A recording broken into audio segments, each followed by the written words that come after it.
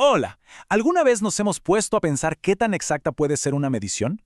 Hoy vamos a meternos de lleno en una idea fascinante. En la ciencia, la perfección, bueno, simplemente es imposible. Y vamos a ver por qué aceptar esa incertidumbre es de hecho una de sus mayores fortalezas. Así que arranquemos.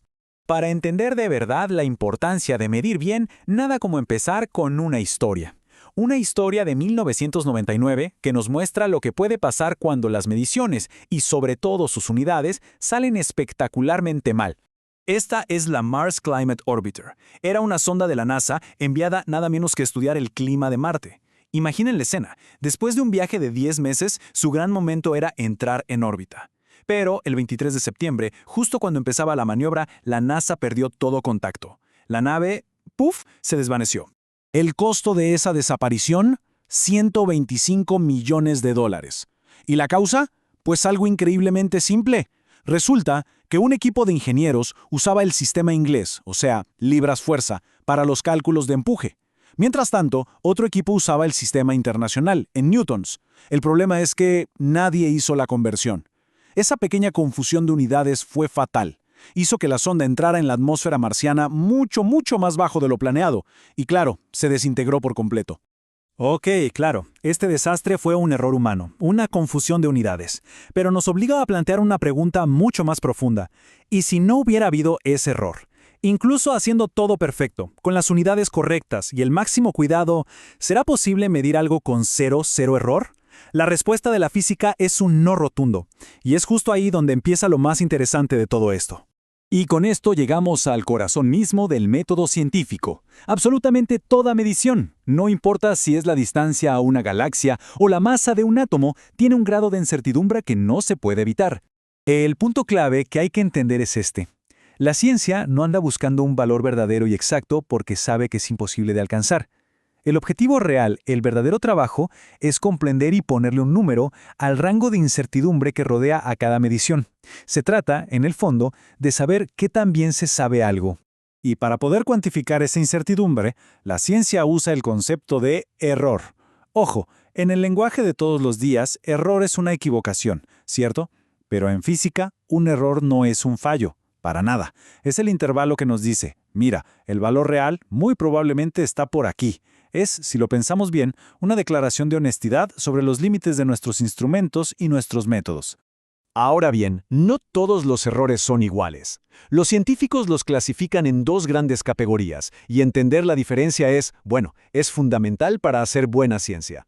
Por un lado, tenemos los errores sistemáticos. Estos actúan como un sesgo constante, ¿saben? Siempre empujan la medición en la misma dirección, ya sea para arriba o para abajo. Y por otro lado están los errores aleatorios, que son impredecibles y hacen que las mediciones se dispersen alrededor de un valor central. Un ejemplo clásico de error sistemático es el de paralaje, como se ve aquí a la izquierda. Si uno lee un medidor desde un ángulo en vez de mirarlo de frente, la lectura siempre va a ser un poquito más alta o un poquito más baja. Es un sesgo. En cambio, a la derecha vemos la idea de los errores aleatorios. Son esas pequeñas fluctuaciones, totalmente impredecibles, que hacen que los puntos se dispersen. Y esta imagen, ilustra perfecto la diferencia entre exactitud y precisión.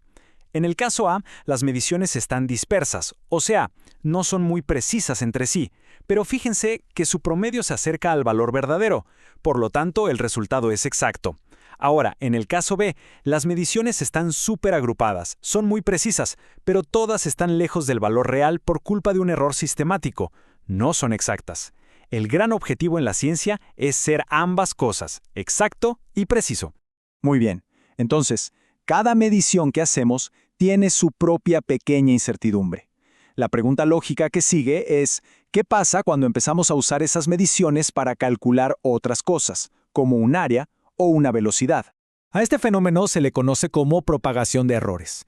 Y es que las pequeñas incertidumbres no se cancelan ni desaparecen como por arte de magia. Al contrario, se van sumando como si fueran una bola de nieve. La incertidumbre final de un cálculo siempre va a ser mayor que la de las mediciones originales. A ver, veamos el caso más sencillo. La suma. Como se ve en estos pasos, si medimos dos longitudes y cada una tiene una incertidumbre de 0.1 metros, pues al sumarlas también tenemos que sumar sus errores absolutos. Así de simple. El resultado final ahora tiene una incertidumbre de 0.2 metros. La regla de oro aquí es que la incerteza, al combinar mediciones, siempre aumenta. Ahora, ¿y qué pasa si multiplicamos, por ejemplo, para calcular el área de este rectángulo? Esta gráfica es genial para visualizarlo. La incertidumbre en la medida de la base y en la de la altura no solo nos da un área, sino toda una zona de incertidumbre, que es ese borde sombreado alrededor del resultado. Para calcular eso, la regla cambia un poquito. Y aquí está el punto clave. Para multiplicaciones o divisiones, lo que se suman son los errores relativos. ¿Y qué es el error relativo? Es simplemente el error absoluto dividido entre el valor de la medición. O sea, es el error expresado como un porcentaje. Y esto es fundamental, porque en una multiplicación no importa tanto qué tan grande es el error en sí, sino qué tan grande es en proporción a la medida. Un error de 1 centímetro es muchísimo si medimos algo de 10 centímetros, pero no es nada si medimos 1 kilómetro. Por eso, al multiplicar, lo que se suman son las incertidumbres proporcionales, los errores relativos.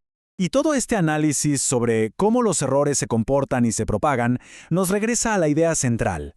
Lejos de ser una debilidad o un problema, el hecho de reconocer y cuantificar la incertidumbre es lo que le da a la ciencia su increíble poder y, sobre todo, su confiabilidad. Esta cita lo resume a la perfección. La ciencia no anda por ahí pretendiendo tener respuestas absolutas e infalibles. Su verdadero poder está en su capacidad para decir, esto es lo que sabemos y esto es qué tan seguros estamos de ello. Es un proceso continuo de ir afinando el conocimiento, no una búsqueda de una verdad inalcanzable. Lo que nos deja con una última reflexión. Si nada se puede medir a la perfección, ¿por qué confiamos entonces en los resultados de la ciencia? Y bueno, quizá la respuesta es que confiamos en ella no a pesar de su incertidumbre, sino precisamente porque la reconoce, la mide y la comunica con total honestidad. La ciencia es al final del día un método para gestionar la duda, no para eliminarla.